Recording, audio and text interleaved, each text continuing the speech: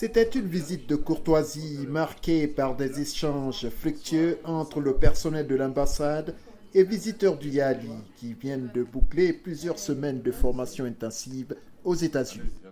La rencontre s'est ouverte sur la présentation individuelle de chacun des 15 boursiers, suivie de l'intervention de l'ambassadeur Condé.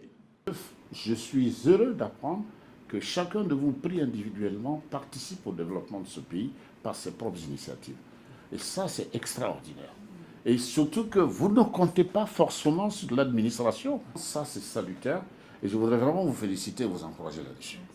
Après une brève présentation de sa chancellerie, l'une des plus anciennes de la diplomatie guinéenne, M. Condé a abordé plusieurs questions liées aux relations entre la Guinée et les États-Unis.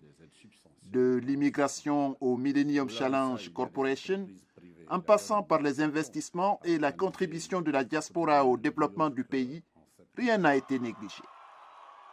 Le YALI, ou Mandela Washington Fellowship, est une initiative de l'ancien président américain Barack Obama.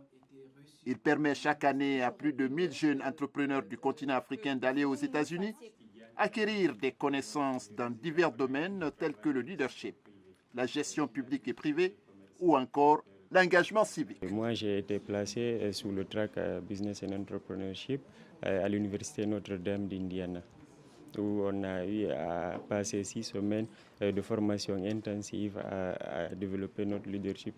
Et en même temps, on s'est investi dans les community services où on a passé des heures de volontariat. Donc ceci nous a permis d'avoir une idée sur comment implémenter ça chez nous. Disons que la formation m'a permis de voir mes lacunes en tant qu'entrepreneur. Je me rends compte aussi qu'il ne faut pas faire seulement les choses pour gagner de l'argent, mais il faut faire des choses en gagnant de l'argent, mais en ayant un impact positif pour son pays, pour sa société, pour les gens qui l'entourent. Donc cette formation m'a permis d'acquérir une maturité professionnelle que je compte appliquer une fois rentrée à Conakry. Donc moi personnellement, à travers mon organisation, une fois au pays, je vais essayer de sensibiliser davantage les jeunes avec lesquels je travaille et surtout essayer d'innover en quelque sorte dans la façon dont on gère les dépotoirs qui sont aujourd'hui à ciel ouvert. Les jeunes entrepreneurs guinéens et leurs homologues africains ont terminé leur séjour dans la capitale fédérale par le sommet annuel de Mandela Washington Fellowship. Ce sommet était animé par des responsables et acteurs du secteur privé américain. C'était Atseni Ben Bangoura à Washington.